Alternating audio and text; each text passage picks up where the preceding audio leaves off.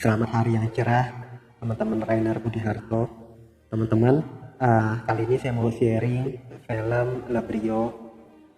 Filmnya itu menginspirasi karena diceritakan seorang wanita remaja baru masuk kuliah, masuk universitas, diceritakan bercita-cita menjadi seorang pengacara yang hebat. Jadi maksudnya itu sesuai passion, dia punya passion menjadi pengacara, membela orang, menjadi sukses. Saya belum tahu motivasinya itu apa, uang kah? Ya tentunya semua butuh uang untuk makan, untuk biaya hidup sehari-hari. Tapi yang saya belum ketahui motivasi remaja wanita ini untuk membela secara lebih banyak, secara free atau lebih banyak komersial, kita belum tahu mengetahui. Tetapi yang saya lihat adalah semangat dari remaja ini untuk kuliah. Semangatnya itu dia apalagi dia dikatai rasis, secara rasis oleh profesor yang mengajar dia di hari pertama. Jadi dia seperti dosen yang bertemu setiap hari, apalagi jika dilihat dari ruang kuliahnya yang besar, jumlah murid banyak, berarti ini salah satu profesor yang mata kuliahnya itu dibutuhkan oleh banyak mahasiswi, sehingga nggak bisa dianggap tidak bisa dianggap kalau saya bilang sebelah mata kemampuan profesor ini dan pengaruh dari profesor ini dalam mendidik, dalam mengajar ilmu kepada mahasiswinya. Yang menjadi masalah di hari pertama itu, si mahasiswi ini telat datangnya, dan memang kalau saya lihat dari gestur, dari gayanya itu tergesa-gesa, kemudian ngos-ngosan mungkin, kemudian begitu. Kenapa dia belum tahu, apa dia belum terbiasa hidup di kota Prancis yang besar kayak gitu, belum tahu kemacetannya atau kebiasaannya, atau belum tahu kelasnya, kenapa dia tidak datang lebih awal. Kita tidak bisa menjudge, tidak bisa mau tahu isinya itu dalam, karena ini hanya film. Tetapi karena dia telat, dia dikatai rasis bahwa suku bangsamu itu tidak cocok di kota besar seperti Paris kayak gitu.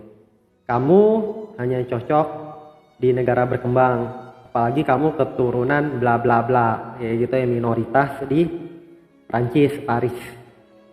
Dan ini adalah universitas yang besar.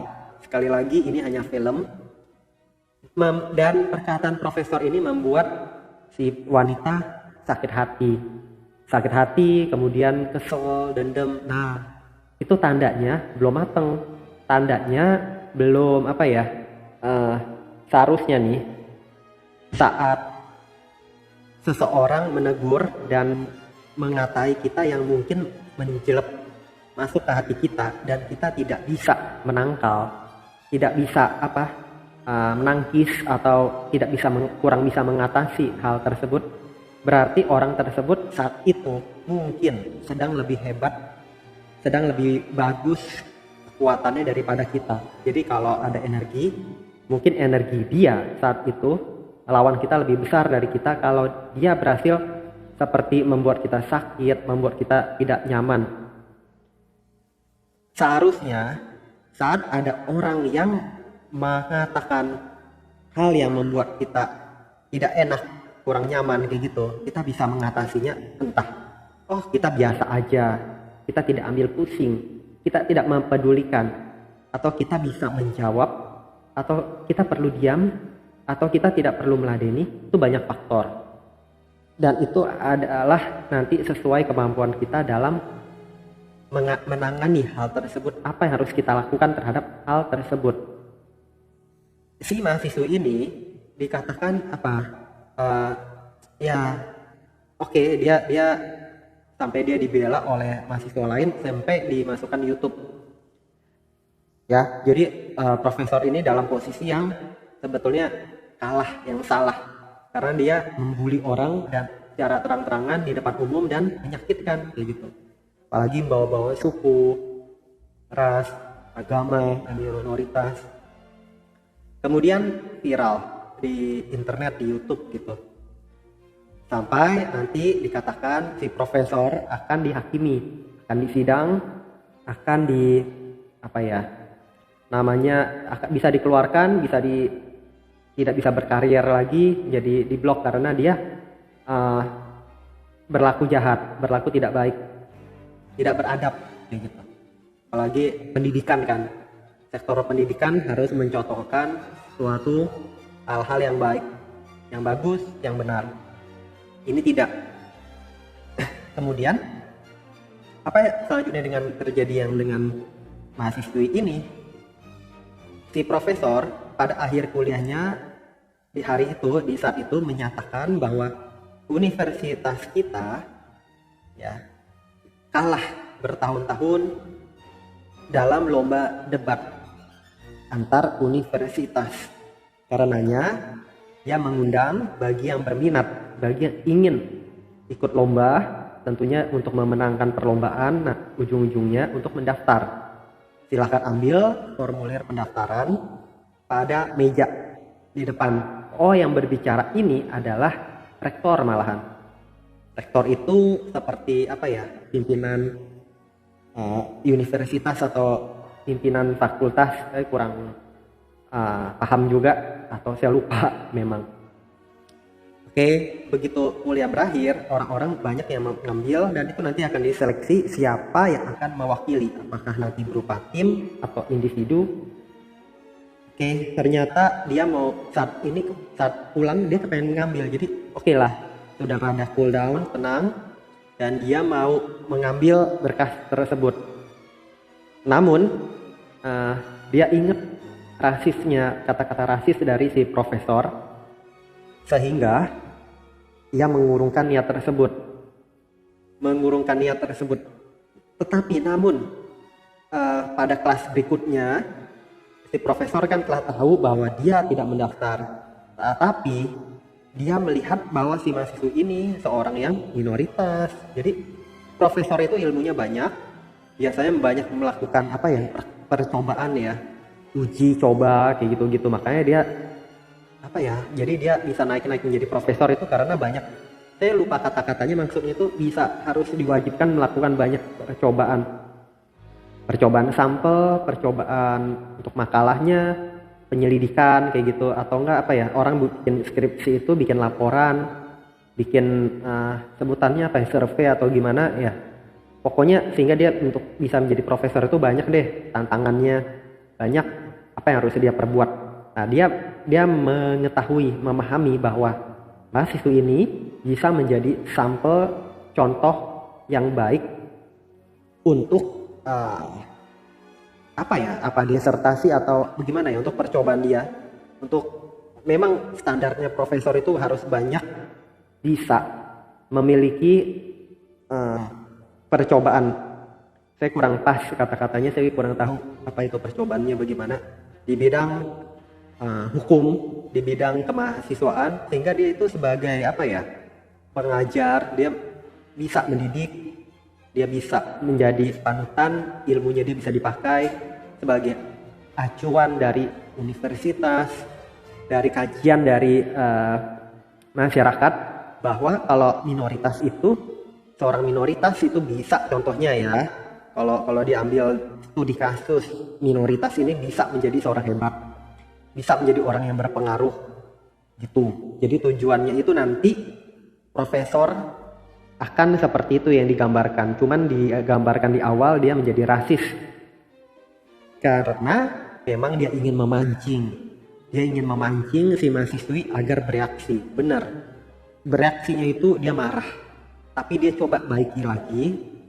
Profesor mencoba membaiki di hari berikutnya dengan, saya minta besok kamu bertemu dengan saya di ruang kuliah mana gitu. Oke lah, karena dia merasa bahwa si profesor ini adalah guru besarnya, tetap masih menjadi profesor dia, maka kebesokannya dia menemui profesor tersebut di suatu kelas.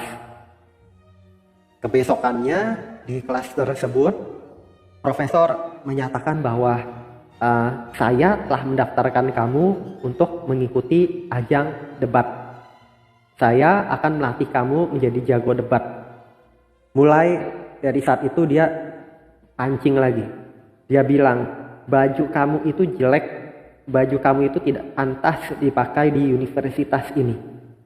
Kamu tahu bahwa dengan pakaian yang jelek, kamu membawa image, membawa gambaran tentang diri kamu sendiri. Jadi kata-kata itu banyak yang nggak enak di hati, bahwa mungkin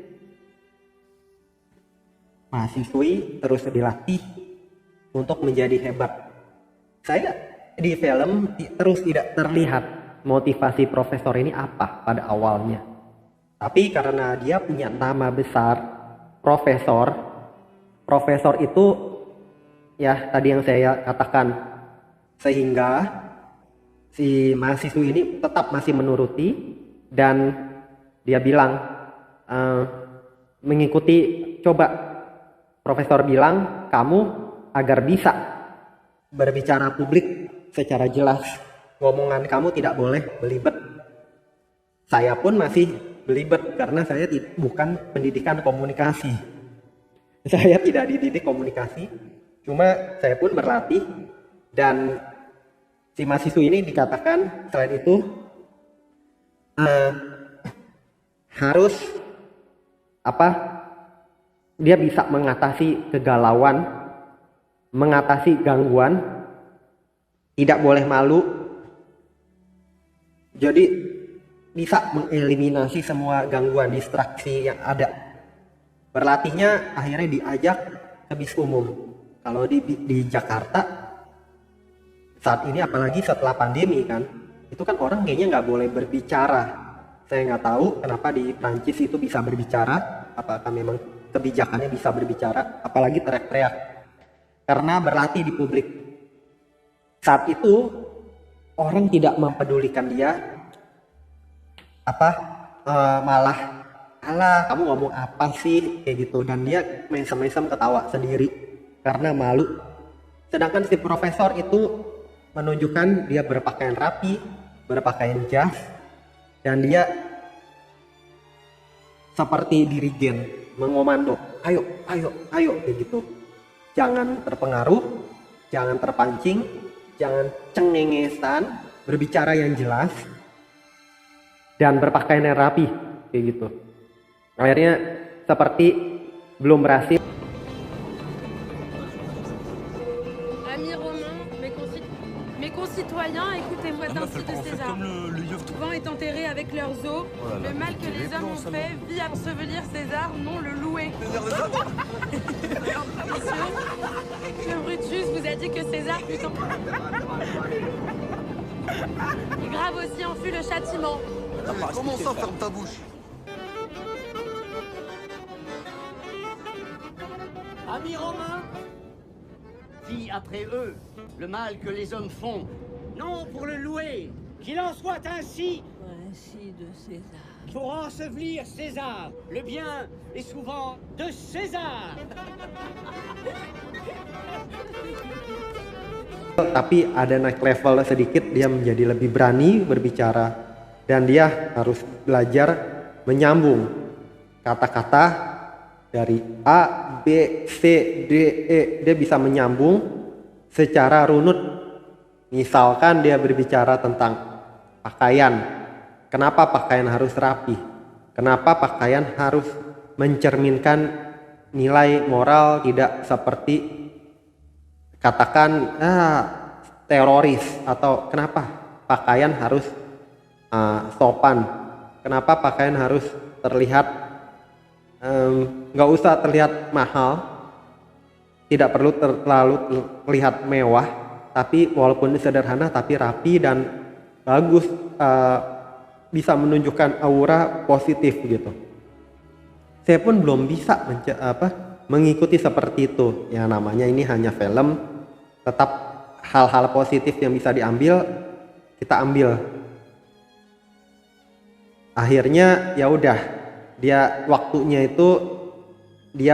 dia debat, dia bisa itu dari profesor, dia bisa dari hati ke hati kayak gitu kan, berlatih, berbicara, belajar tidak malu.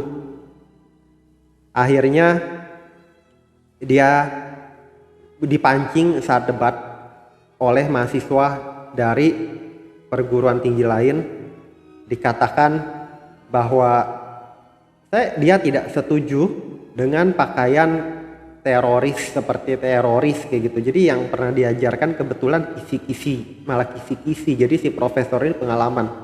Kira-kira orang itu kalau debat tuh berbicara apa? Dia ini tahu, dia tuh misalnya dia lagi bahas mengenai lagi tren.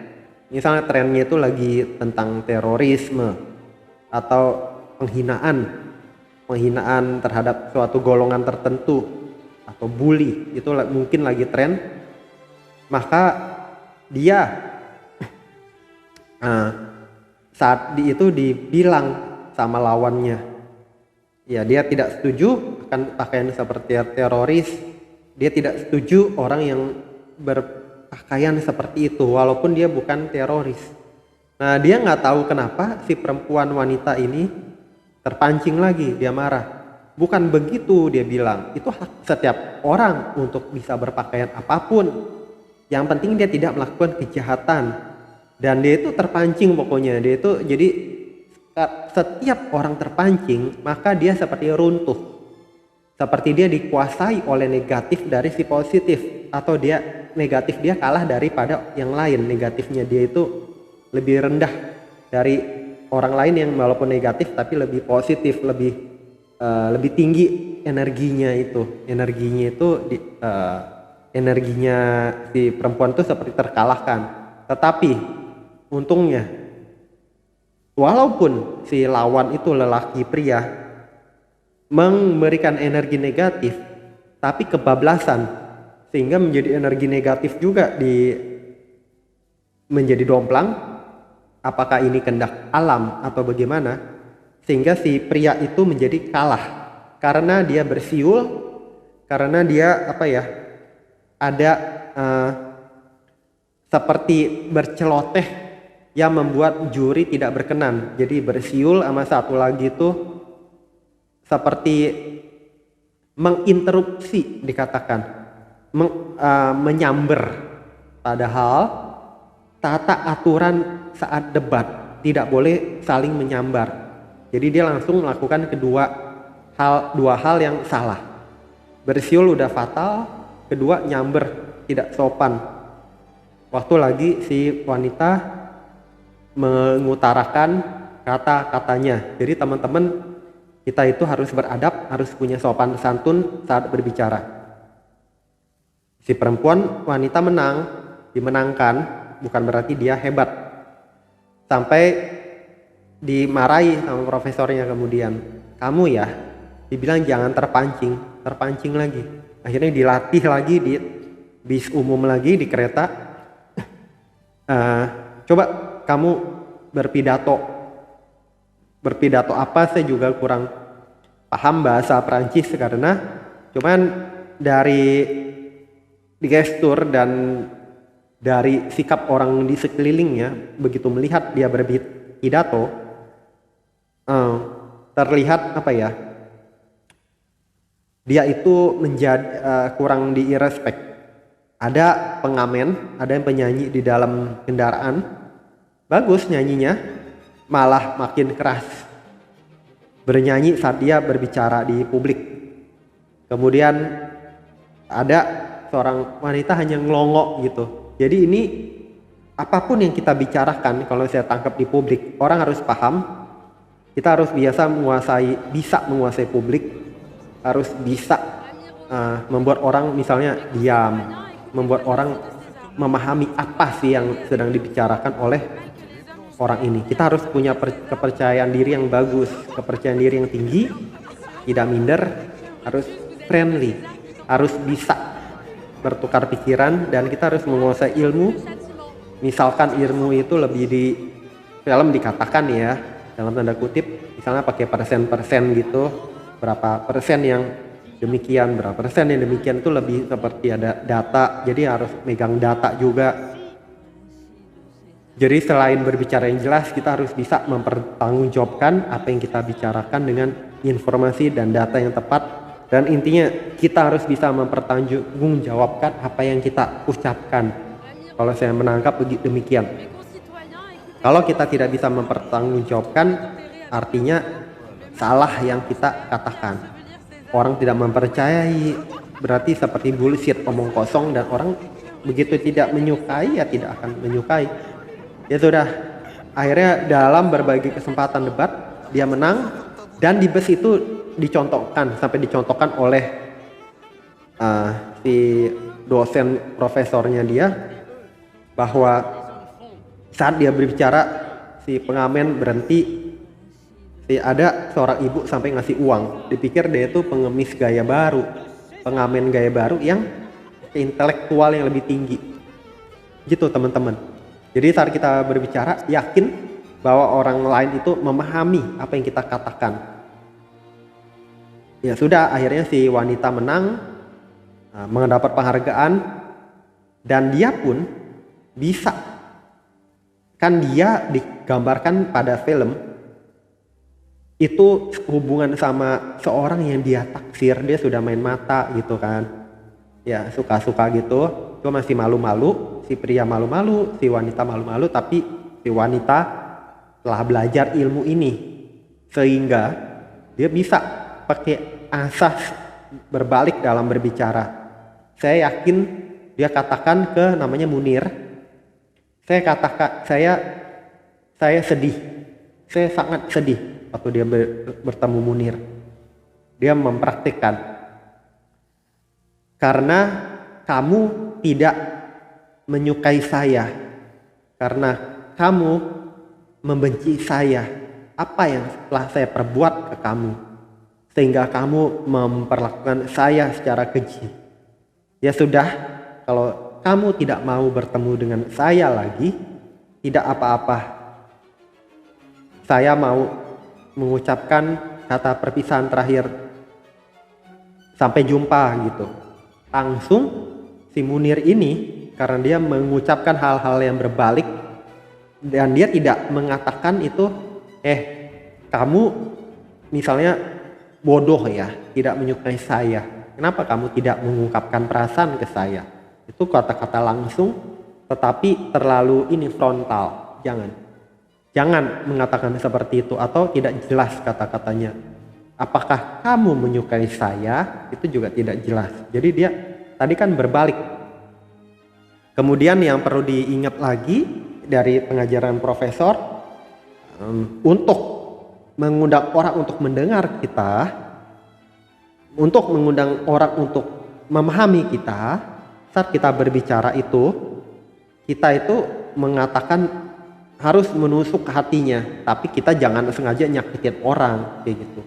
Makanya si profesor itu sebetulnya motivasinya apa? Dia bilang, kamu itu keturunan minoritas, kamu berbicara, kamu itu berpakaian jelek, kamu agama kamu ini, kamu seharusnya tinggal di negara ketiga, gitu. Tidak pantas kamu.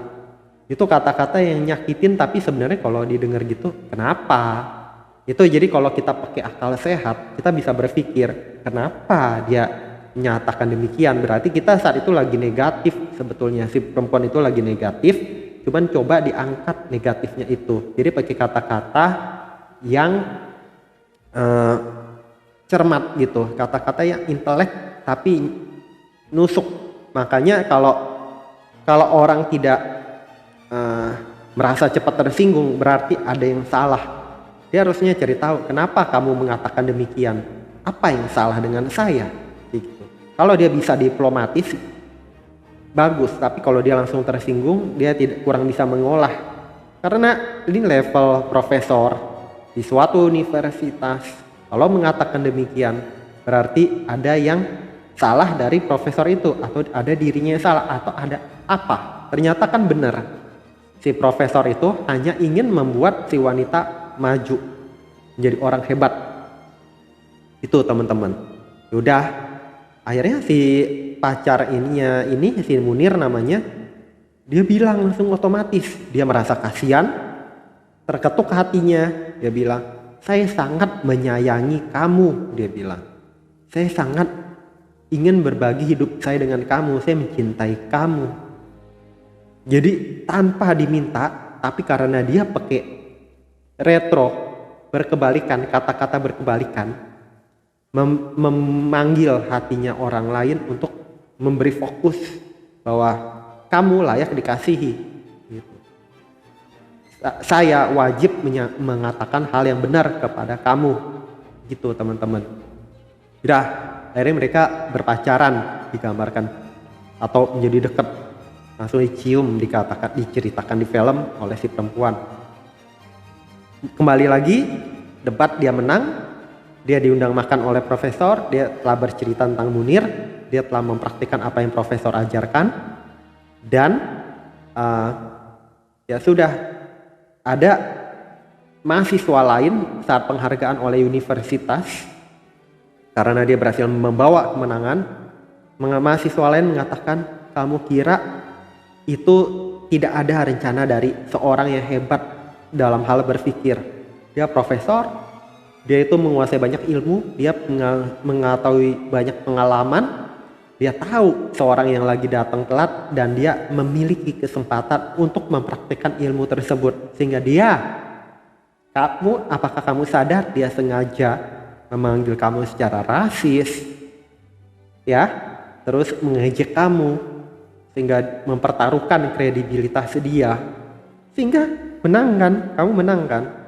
Tapi itu adalah untuk memantik kamu, bukan maksudnya dia untuk menjahati kamu, tapi membangun kamu untuk memajukan universitas juga, memajukan nama dia juga, membanggakan nama dia juga, tapi bukan untuk menjatuhkan kamu, tapi membuat kamu hebat.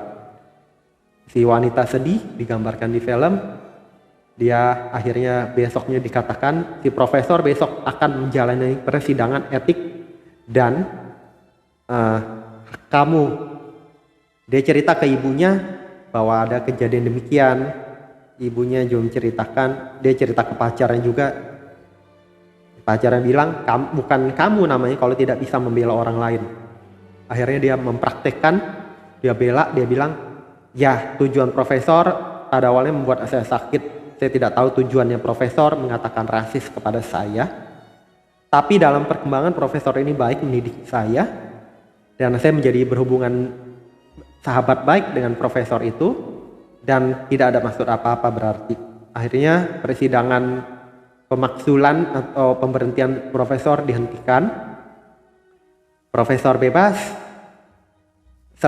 Dia bersahabat selang berapa tahun, dia menjadi pengacara, dan mulai kejadian saat ada dari bangsanya dia yang ditangkap melakukan perampokan, ada tuduhan perampokan oleh polisi, dia dipanggil dan dia tidak dihargai oleh tahanan tersebut, oleh yang ditangkap tersebut, tapi dia berhasil menguasai keadaan dengan mengatakan kata-kata intelek yang membuat si yang ditangkap itu menjadi terdiam, menghormati dia, mau mendengar dia, karena dia mungkin bisa berbicara bahwa ancaman hukuman kamu gini. Kamu mungkin harus mengakui kenapa kamu memberikan alasan. Mengapa kamu melakukan demikian? Apakah ada kerugian dari pihak lawan? Apakah bisa di-restore? Kembalikan kerugian tersebut? Apakah kamu hanya baru misalkan melakukan kejadian yang pertama kali? Dan mungkin banyak hal yang membuat si tahanan terdiam dan menuruti si wanita, dan si wanita menjadi orang hebat. Itu teman-teman yang saya mau share dari film Le Brio. Semoga bermanfaat. Jangan lupa di subscribe, boleh di komen, di like juga. Sampai jumpa di video-video saya berikutnya. Saya sangat kangen kepada teman-teman. Semoga kita bisa selalu berinteraksi dengan baik. Bye-bye.